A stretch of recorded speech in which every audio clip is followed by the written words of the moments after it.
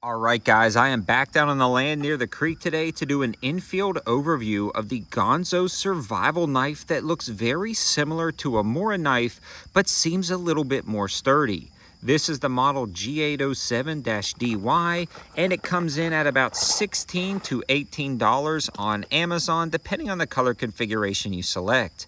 The first thing I noticed when pulling it out of the box was it comes with a really nice sheath with this clip right here, allowing you to clip that on the belt or just inside the waistband of your pants. It's got a little thumb stud right there to help kind of pop out that knife, and it works really convenient.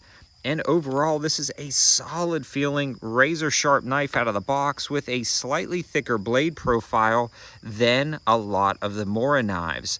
But at about the same price, this one feels a little bit sturdier, a little bit more ergonomic, and we will be looking over this knife today and testing it out.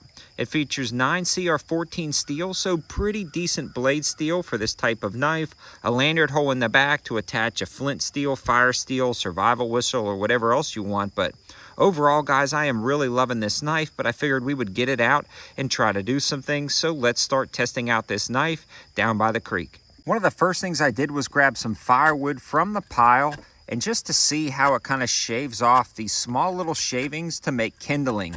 We're going to do a pile of kindling and do a fire starting kit to see if we can easily start a fire with the back of this knife to strike some flint steel. But this thing is razor sharp and is slicing right through that wood to make that kindling, no problem whatsoever. I mean, I am really liking this knife.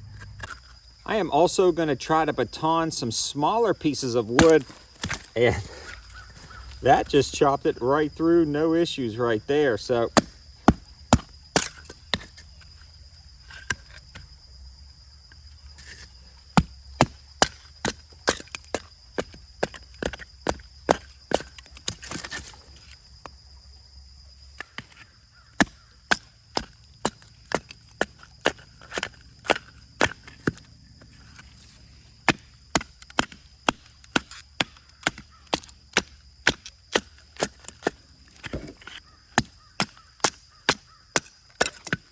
that made absolute short work of a lot of that firewood. We've got a little pile of kindling, some larger pieces, and the old Boy Scout trick with the cotton balls and Vaseline and a flint steel, but we are going to strike that with the back of a knife. Now with the cotton balls, the trick on these guys we learned in Boy Scouts was you fluff up that cotton, you cover it in Vaseline, and the petroleum jelly burns like a fuel, and then the cotton actually ignites very easy when you fluff it up. So you want to get that, you want to mix it in with your kindling, and you want to throw some small pieces on top, and then we'll strike it with the flint steel and see how that works.